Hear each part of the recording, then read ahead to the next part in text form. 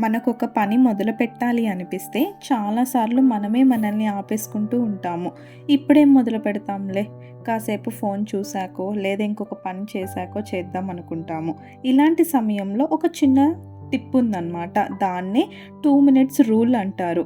ఏ పనైనా మొదలుపెట్టడానికి 2 నిమిషాలకు మించి సమయం తీసుకోకండి.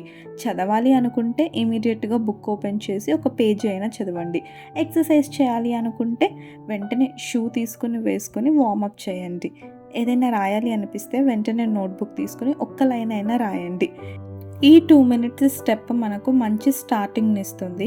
స్టార్ట్ అయిపోయాక ఆగకుండా మనమే ఆ పనిని పూర్తి చేస్తాము లేదా కొనసాగిచ్చేస్తూ ఉంటాము. అందుకే గుర్తుపెట్టుకోండి, చిన్న ప్రారంభం పెద్ద ఫలితం. ఇప్పుడే ప్రయత్నించు, నీ జీవితం ఎంత సులభం అవుతుందో నువ్వే చూస్తావు.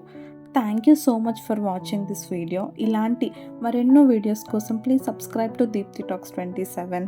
Thank you.